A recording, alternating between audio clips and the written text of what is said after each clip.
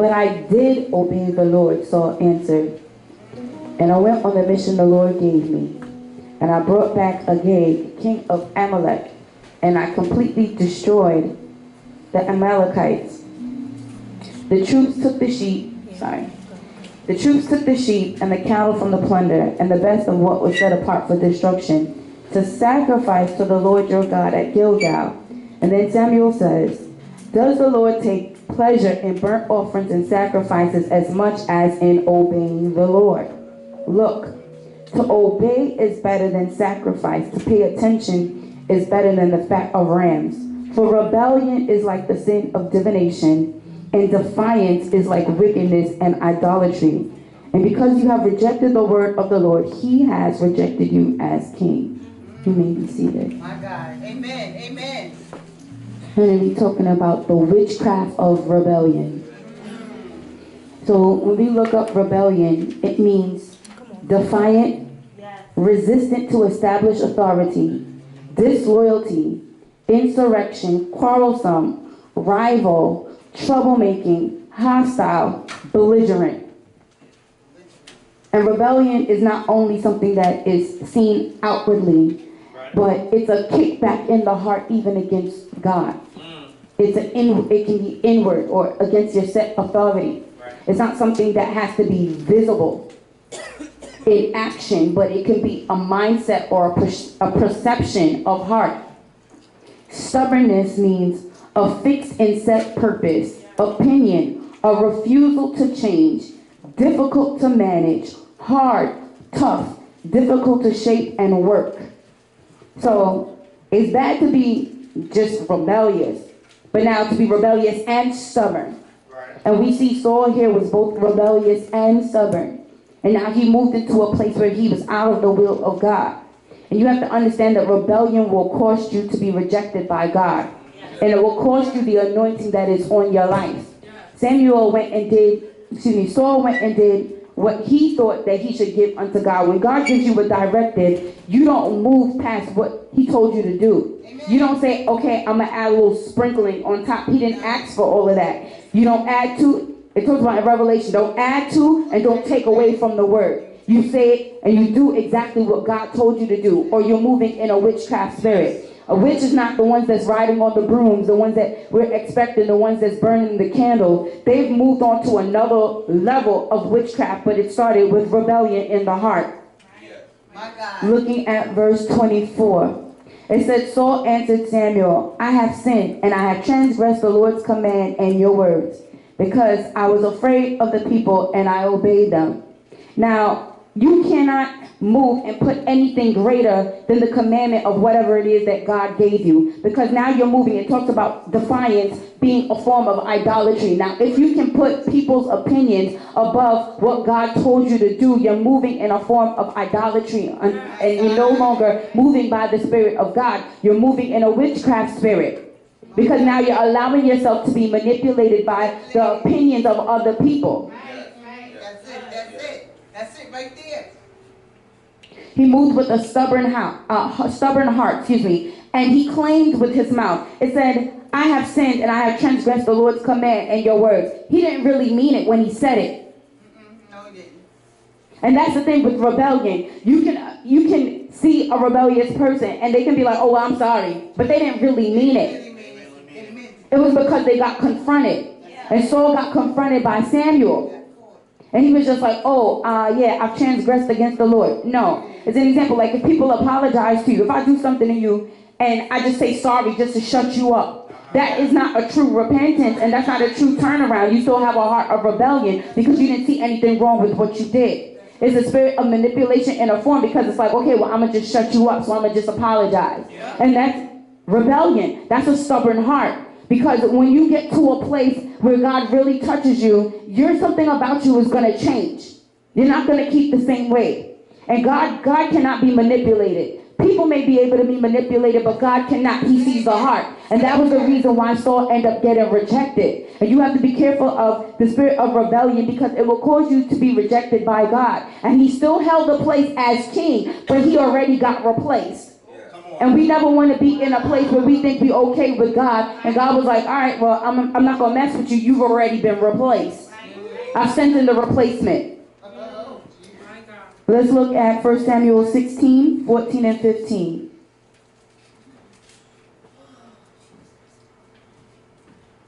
It said, now the Spirit of the Lord had left Saul, and an evil spirit sent from the Lord began to torment him. So Saul's servant said to him, you see that evil spirit from God is tormenting you? A tormenting spirit is released through rebellion. And it's not to say that the Lord, I know it said that the Spirit of the Lord had left him, and an evil spirit sent from the Lord. What happens is that the Lord didn't send the demons to torment you. What happened is that when the Spirit of the Lord left you, you opened yourself up to being demonized now. So you started off in a place of rebellion and stubbornness, and now you've opened up a Pandora's box in order for demons to come in and jump in you and torment you and come with mind warfare, mind chatter, all kind of stuff, and torment you mentally, emotionally, physically, and whatever. In whatever way that them demons can torment you, they're going to torment you because now the door has been opened because of an unchecked, rebellious heart. It said you see that evil spirit, God is tormenting you, and you would think at that moment in time that he would have humbled himself and got pride. So even as Pop was talking about how the spirit of rebellion, it draws in other stuff with it. So it's got pride, it's got manipulation, right? It has these tormenting spirits now. And then later on in chapter 22, if you keep reading 1 Samuel, he got into a place where he was tormented so much, he got paranoid and suspicious. So you're looking at, it's not a spirit of discerning, it's a spirit of suspicion. It's a spirit of paranoia. And when you start moving and being paranoid all the time, those are demons that are tormenting you because there's some type of rebellion that's been unchecked. Saul felt everyone, he talked about, oh, well, why are you conspiring against me? When you start getting into a place, maybe it's not everybody else. It's you got to check the rebellion of your heart. Because now if you think that everybody's doing something to you, you're now moving into a place where you're outside of the will of God. What is it that God told you to do that you didn't do the way that he told you to do it? He felt everyone was conspiring against him and he wasn't letting it go. He was in a place where he was so hard pressed after David. Being hardened in heart, stubbornness. And then he thought everyone was against him. And the thing is with David is that David showed him honor, but he knew his replacement. So he got mad at the fact that that was his replacement because he knew the Spirit of the Lord was no longer with him. But the Spirit of the Lord was with David. So now he got paranoid. Because, okay, now I'm going to think that the way that I am, that other people are. But it's really for you to check yourself. That conviction is really for you to check something that's in your heart. And then, again, you see him move to another place now because the Spirit of the Lord was no longer with him. He moved into a place of having a murderous mindset. And the murder is not just, okay, well, I'm going to stab you, I'm going to shoot you, or whatever the case may be. You have to look at it when you get to a place of being slanderous, when you get to a place of being vengeful and hateful and backbiting. That's a murderous mindset because you're looking to kill somebody else, either by their spirit, either by their reputation, or whatever the case may be. You're looking to get a vengeance because you feel a certain way in your heart, because you move into a place of hatred now. Because you're moving out of the will and out of the love of God. 1 Samuel 28.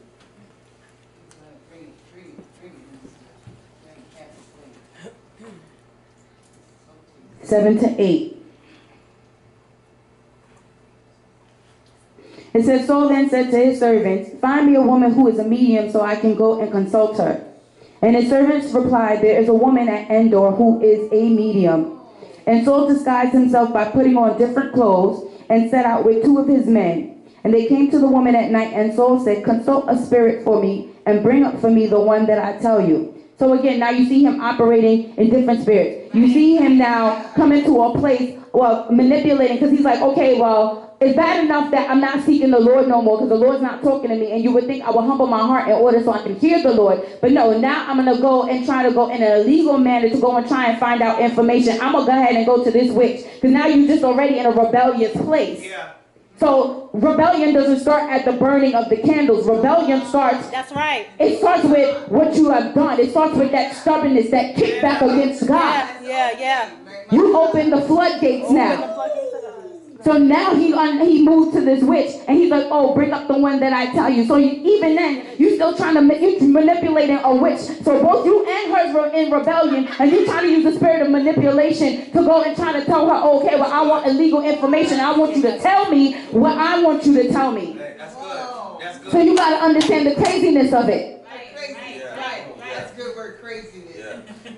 And he disguised himself. So now you're being fake and phony.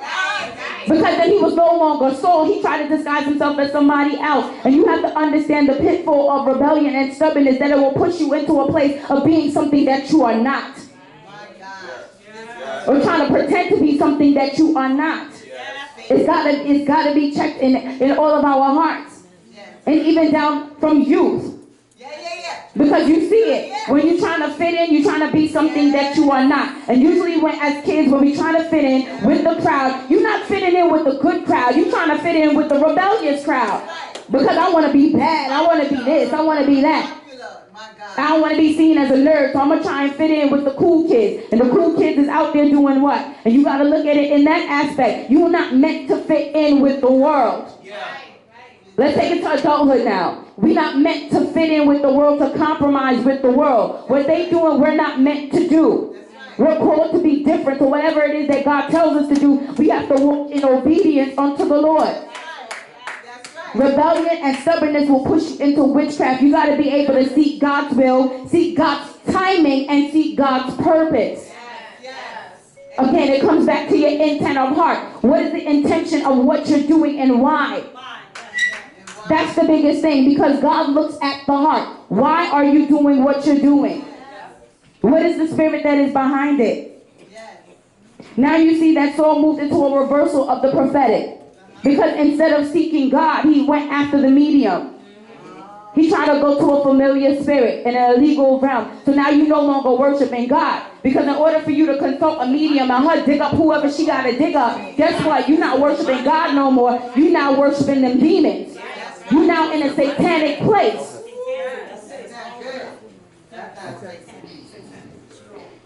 There is a difference. He was at a spiritual low. You never want to get to a place where you no longer hear God. And the thing is, with him, you would think that he would humble himself, but he wanted to be like, okay, well, Samuel, just pretend that you with me. He didn't even care about the fact that the Spirit of the Lord, it didn't grieve him, it didn't bother him, that he could no longer hear from the Lord. He was like, just pretend that the Lord is with me when I go in front of the people. So again, you sitting there and you worrying about how you look in front of the people instead of humbling your heart. Instead of you being delivered. You can never get to a place where it's like, okay, well, I'm worried about what, this person or that person's going to think of me. Absolutely not. You better get your deliverance while you can. You got to understand, like, listen, you got to willingly humble yourself and be like, you know what, God, this, and this is not right about me, and I want it fixed. God, I want to change. And that's the difference between having a rebellious and a stubborn heart. Because with a stubborn heart, you think that you're fine. You think that nothing is wrong with you. And that's the thing that leads you unto destruction. It says, a fool says in his heart, there is no God. That's it. That's right. Amen. Right there. Turn to Jeremiah 7. Bring it. Good word. 7 and 24. It said, matter of fact, I'm going to start at 23. It said, however, I did give them this command, obey me, and then I will be your God, and you will be my people. You must follow every way I command, so it will go well with you. Yet, they didn't listen or pay attention, but followed their own advice according to their own stubborn, evil heart. They went backwards and not forwards. So when you start seeing that things are now going in reverse, and again, we're looking at the example of Saul. He was now no longer going forward. He was moving in a place of going backwards. He was now reverting back to a person without God. And you have to watch out for the spirit of stubbornness and rebellion, because you can revert to a place of where God brought us out from. So they talk about once saved, always saved. If you have a rebellious heart, you're giving up your salvation in the sense of you're now reverting back. You're missing the place of God. You're now entering into a place where you're no longer wet with the Holy Spirit. And you're no longer being washed by the water of the word or having the rivers of living water flow out of you. But now you're in a dry and a dank, in a place where it's now a breeding ground. It talks about when the demons leave, they look for a deserted place. They look for a dry place. When you're in a dry place spiritually, now you're a cesspool now for demons to enter in. You're moving into a backwards place. So when you start seeing things in your life going wrong, if it's supposed to be going forward, but you're trying to understand why does it keep going backwards? Why does it keep going in a reverse direction? You have to now begin to evaluate and see where the rebellion is and where's the stubbornness. Where are you kicking against God? It's a place of lack of faith, a lack of trust, and a lack of believing in God. Because if you believe unto the God that we serve, then you should be able to do whatever it is that he tells you to do. It says his commands are not hard, but he gives grace unto us to walk into him. It says, follow the instruction of God, obey me, and then it will be well with you. Then things will go successfully with you. But if you see that it's not going the way that you expected it, you got to do an inspection of your life and check where is a rebellion. Or listen, it don't have to be a big rebellion. It can be the smallest thing. Yes. He tell you do A, B, C, D, and you doing X, Y, and Z. Talk about it. The simplest things. It's the little foxes that spoil the vine.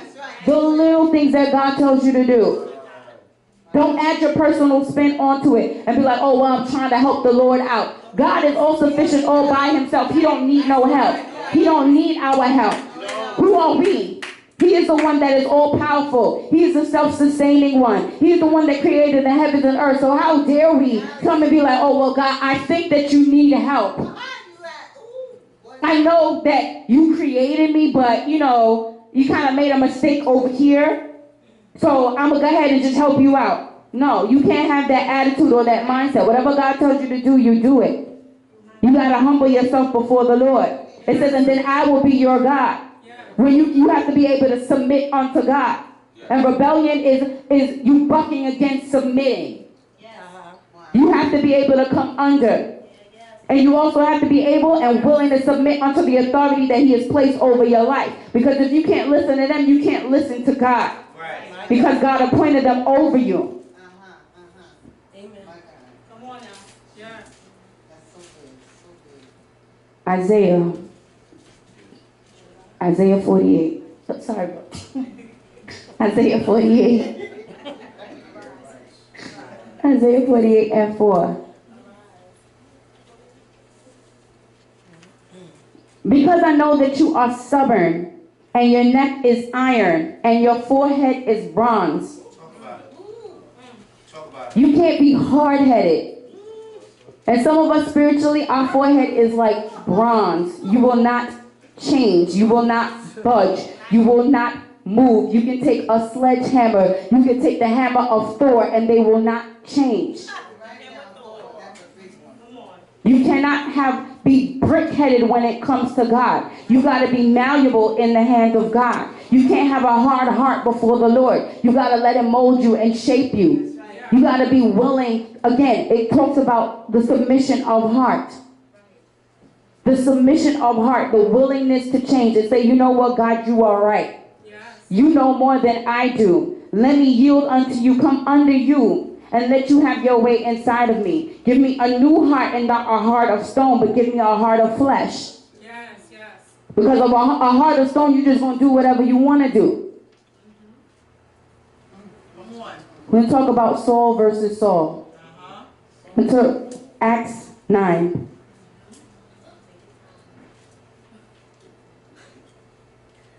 One through 6.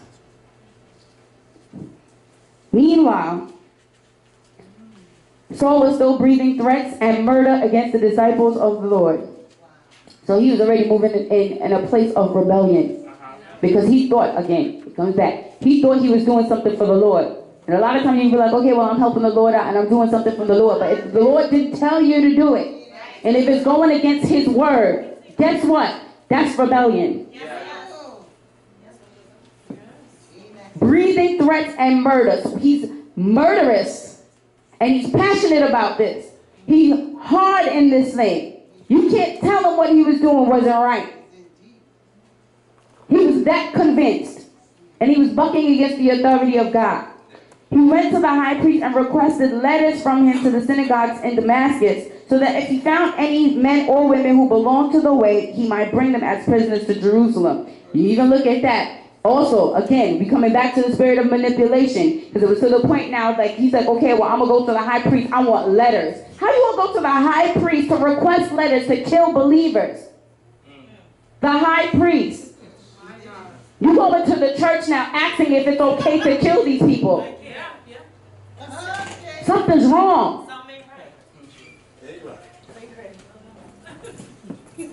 So that if he found any woman or men who belonged to the way, he might bring them as prisoners to Jerusalem. You're trying to lock up the people now.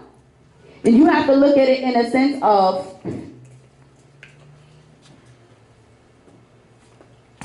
Minister Keith does me something. I'm just using an example. He does me something. And I'm going to stay mad. God told me let it go. But no, because he did something against me. So now what I'm going to do is I'm going to go now and try to switch the word around. And I'm going to try to use it against him. That's the spirit of rebellion. Because now you're trying to manipulate. God told you to forgive and let it go. But you want to be blockheaded and be like, oh no, I'm going to keep coming after him. I'm going to stay. And so now it's not seen outwardly, but it's my heart towards him. You hard-hearted. I'm not hard-hearted. You're in a place of being so hardened. You're in a place of being vengeful. Oh, well, God going to get him and God going to this. And that's a rebellious heart. A murderous heart. Because he said, love your enemies. He said, love, not hate. He said, let it go. So you got to be able to move out of a place of being stubborn and make things right. Sorry. As he traveled and was nearing Damascus, a light from heaven suddenly flashed around him. Falling to the ground, he heard a voice saying to him, Saul, Saul, why are you persecuting me? Who are you, Lord? He said. Now, how many times, Lord, how many times the Lord comes and our attitude just like Saul, who are you, Lord? And we be like, when did I say that? When he told you to forgive and the word was going forward, but you was looking at brother so-and-so. All right now. Oh, that word ain't for me. When you doing one of these and you sitting in the pews, and the word coming forward, and you supposed to be looking at yourself, and you be like, mm-hmm. Right. Yeah.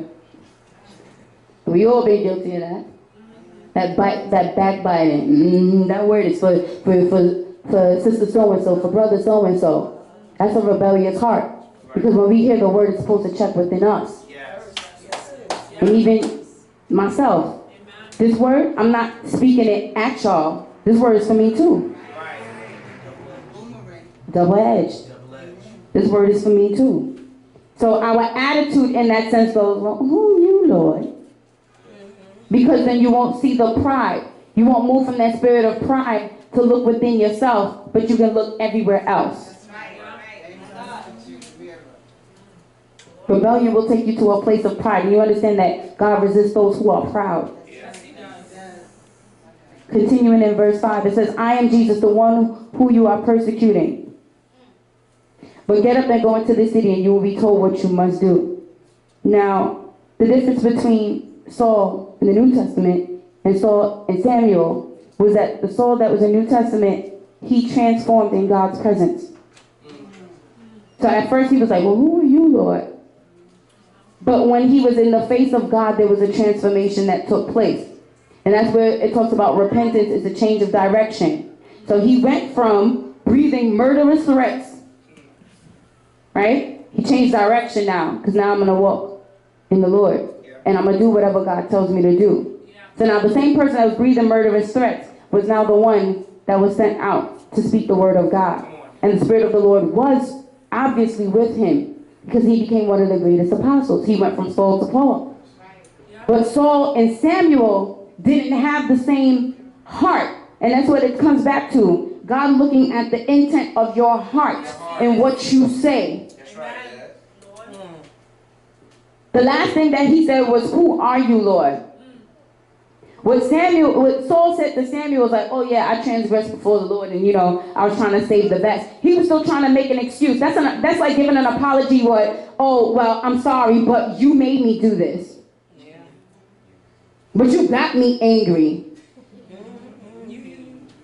You still putting it off. You in a prideful place. So that Saul was in a prideful place. But Saul at Damascus was able to humble himself enough that now God can transform him. He can declutter, take out everything out of him. It talks about how he went blind. And he said the Saul got up from the ground, and though his eyes were open, he can see nothing. And sometimes you have to get to a place in God when you want him to really check that rebellion out of you, where you can see nothing. Because guess what? He wasn't looking at anybody else. So if when you look at it, his eyes were open, but he can see nothing. So when the word is coming forward, and when God is having his way, we don't see nothing else. I'm not looking at anybody else. I'm not looking at Minister Keith. I'm looking at Shawnette, because God's dealing with Shawnette. Yes. He's dealing with the internal part of me. Yeah. And that's the way it has to be in order for you to come out of a place of moving in witchcraft and now into a place of moving in the Spirit of the Lord. You have to be able to check yourself in order to be corrected. And you don't want to be like Saul in 1 Samuel. You want to be like the Saul that was able to be transformed and changed in the presence of God. You want to be able into a place where you can actually hear from God, to be worked through for his glory and for his purpose. Don't think that it's about the burning of the candles and the shamalama ding dong and whatever else. It's not about those things. It's really not. That is, you get to that place where you are so hardened in yourself and so hardened in your heart now that you can no longer hear God, that you seek every other means. When you're trying to make ways out of no way. That's like, okay, well, God tell you, I'm going to tell you tithe. And you're like, okay, well, no, I'm not going to tithe because I got to pay my bills. I'm going to go ahead and make my own way. I'm going to get like 15 more jobs. But now you can't praise God. You can't worship God. You can't give God nothing because you done got 15 jobs when he told you all you got to do is make sure it's tithe. Be faithful to it. He said, obey me and it'll be well with you. You have to stand in a place of hearing God. Don't go and pick up and do whatever you want to do. Okay, well, I want this and I want it done my way and I want the attention and I want the title and I want after all these other things. And you being driven after all of these things now, but you miss the presence of God. Right. Be careful who you become in order to get whatever it is that you want. Say it. Amen. Say it again. You do not want to be in a place where you're rebellious and God is no longer with you. Because you can get it and not have God with you. And then when you're being tormented, then you're trying to figure out why. Oh, it's warfare. No, it's not warfare. It's witchcraft that boomerang on yourself. And when you're moving in a place of not letting go, guess what? You're moving now into a soulish place. Because the more that, again, and I'm going to come back to the example that I gave with Minister Keith. The more that I hold him in my heart, is the more now I'm moving into a place of soulless witchcraft. Yeah. You know why? Because I won't love him. So I'm projecting my negative energy onto him. Right. I'm projecting whatever rebellion, whatever stubbornness, whatever anger that was inside of ourselves, we're projecting it onto another person. So when you move when you are in a place where you won't forgive and you won't let go, you're projecting soulless witchcraft onto somebody else. So you are a witch. You got to watch your mind. When you have a place, and it talks again, a rebellion being rivalry, that talks about competition. When you have a mindset of trying to be competitive or trying to outdo, trying to rival, trying to be defiant, and being belligerent, bullying, you're moving into a place of witchcraft because you're no longer in the Spirit of God. Because the fruit of the Spirit is love and kindness and joy and being humble, walking in a place of humility, putting others above yourself. We have to be careful and check even the smallest things, even an inkling of rebellion or stubbornness, and ask God to pierce it and to break it so that we don't have a hardened heart or a heart of stone before the Lord. So far the scripture.